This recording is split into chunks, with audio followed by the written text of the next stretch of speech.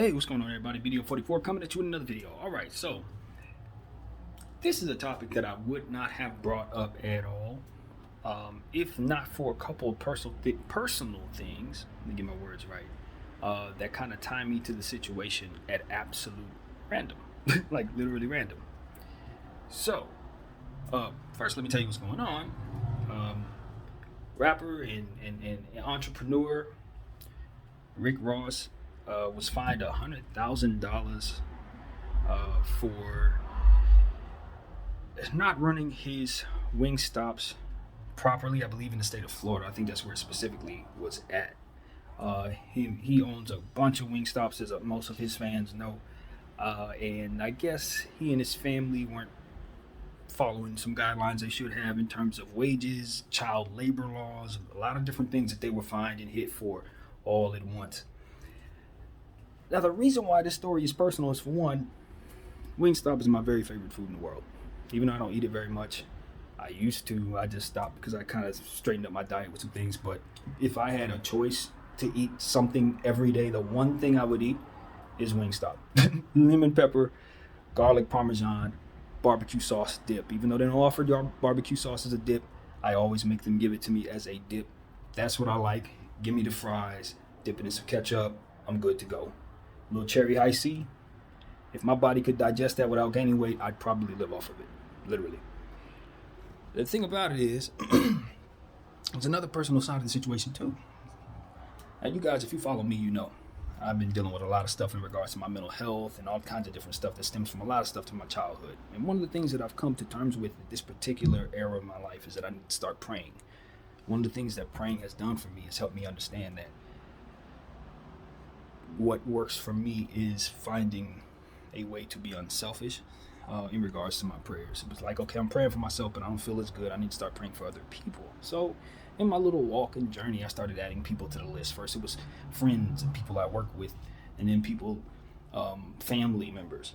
Then the list started to expand. I started adding other people to it, people that I had started to meet along the way. Since it started maybe like 2 years ago, along the course of that time, I've been adding people to the list left and right, left and right, left and right.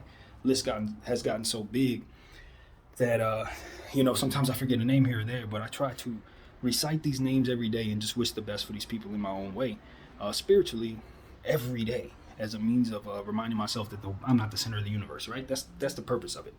And in the process of that, I have seen really good things happen in these people's lives, and it's really straightened out some of my own personal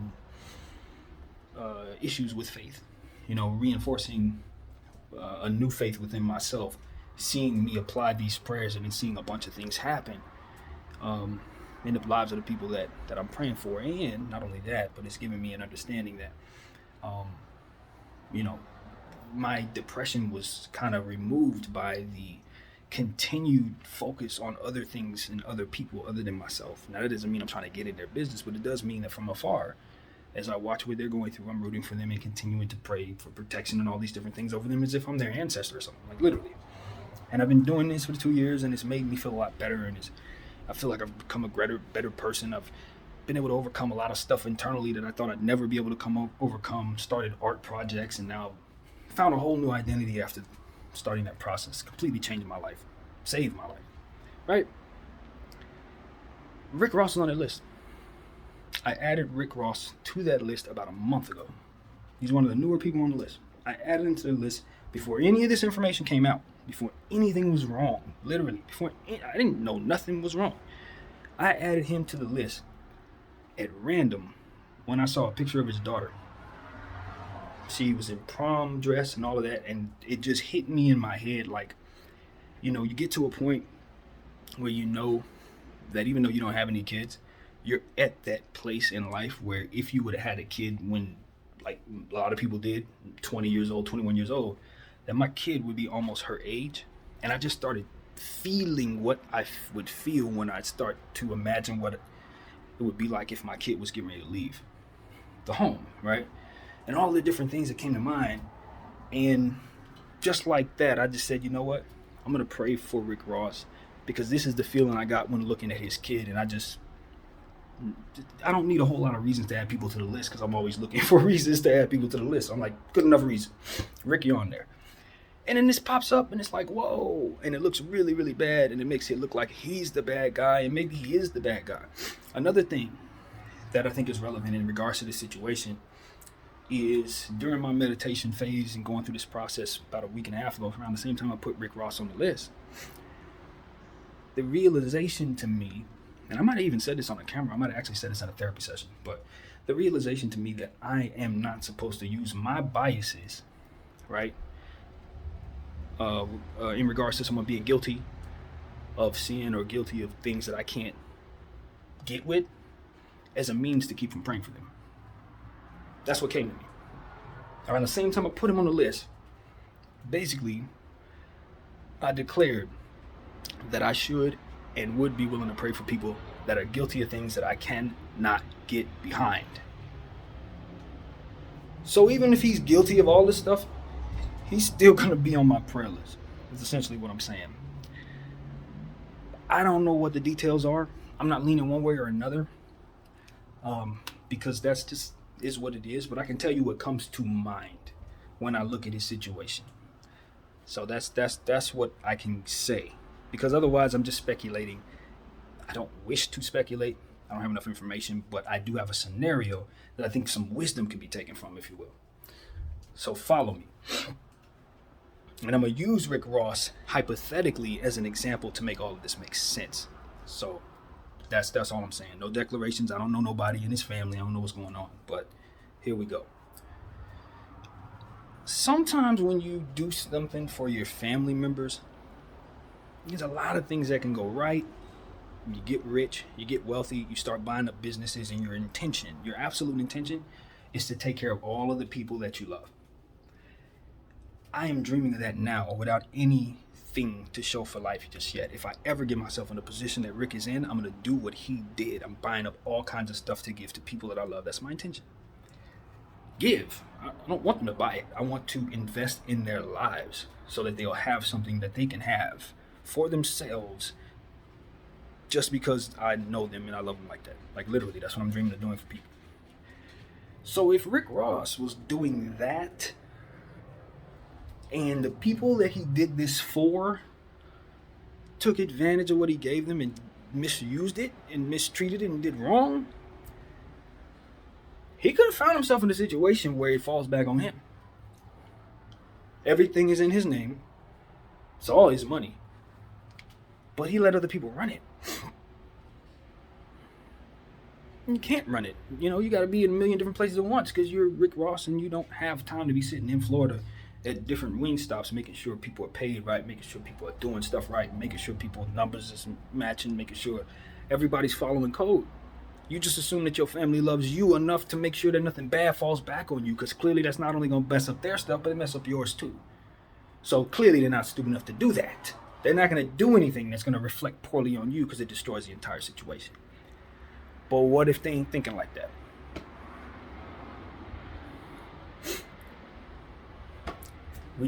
I think it comes down to a situation where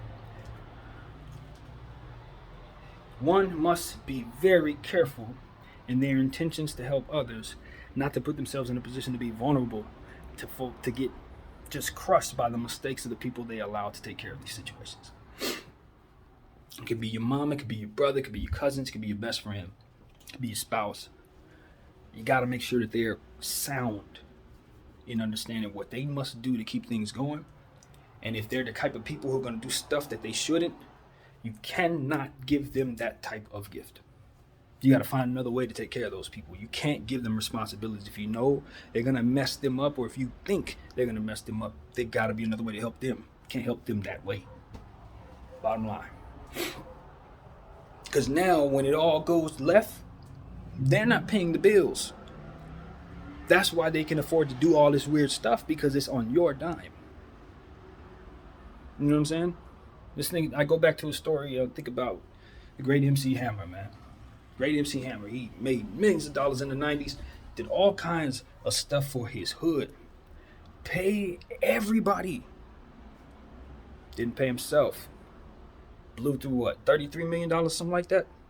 And at the time, that was like $300 million. You understand what I'm saying? So,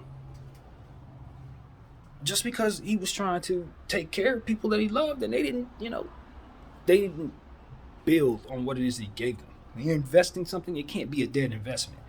If I put $1 million into my homeboy and he doesn't earn nothing of that $1 million that can come back and make some profit, then that's not an investment. And you do enough of that enough times with enough people, and all they do is just dead weight the money, and nothing comes of that, and then they come back with a handout, you're going to go broke no matter how much money you got. Eventually, they're going to drain you. It's enough of them, and life is long.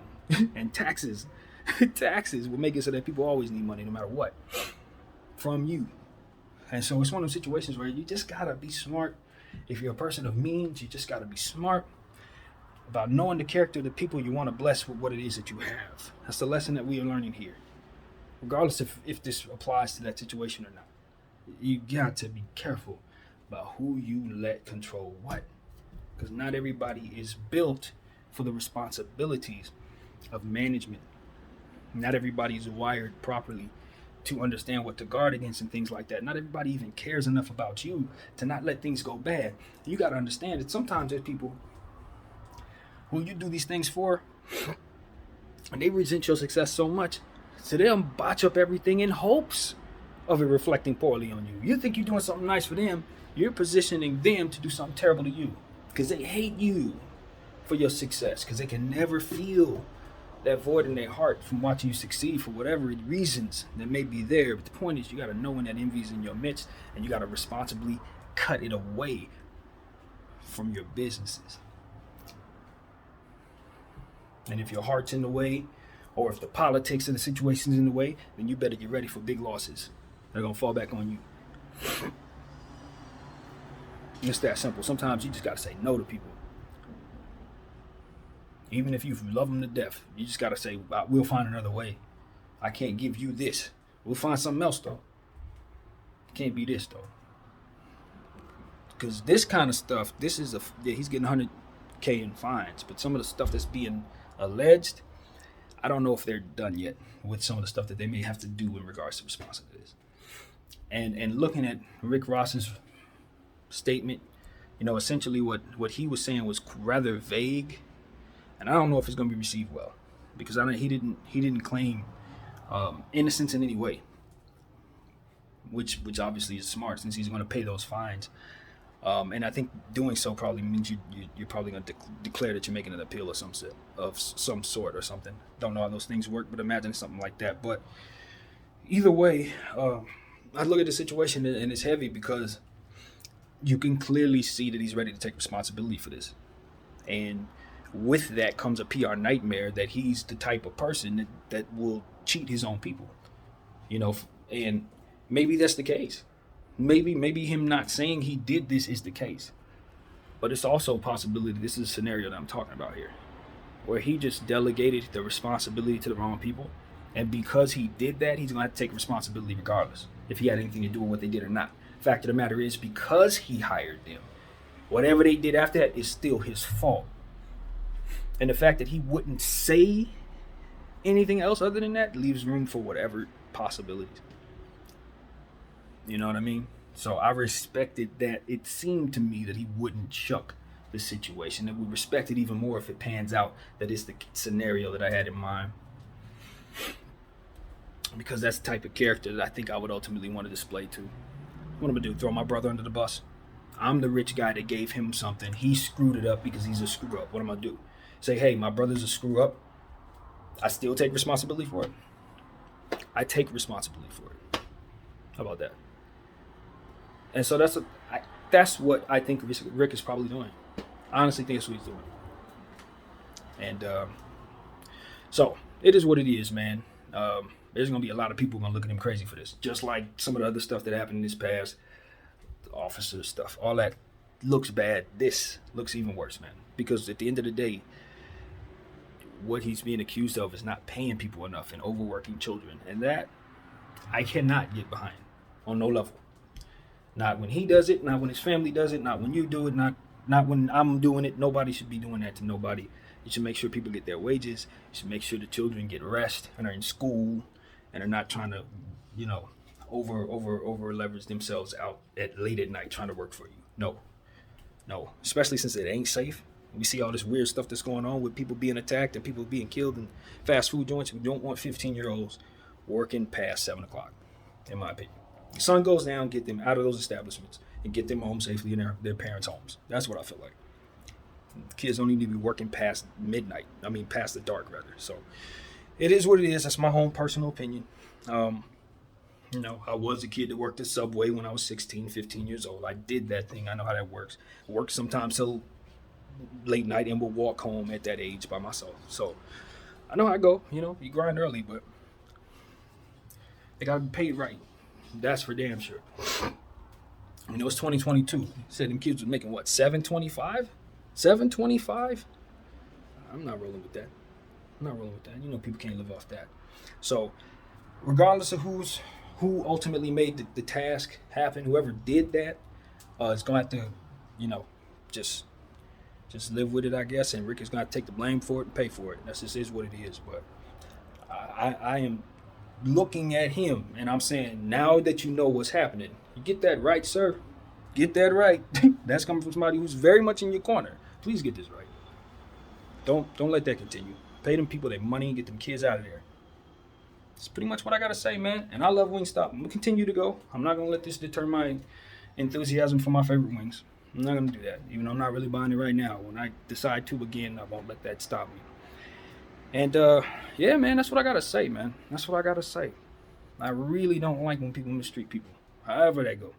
I don't want that part to be very, very clear. You pay people what they are owed, fam. Don't do that to nobody. BDL 44.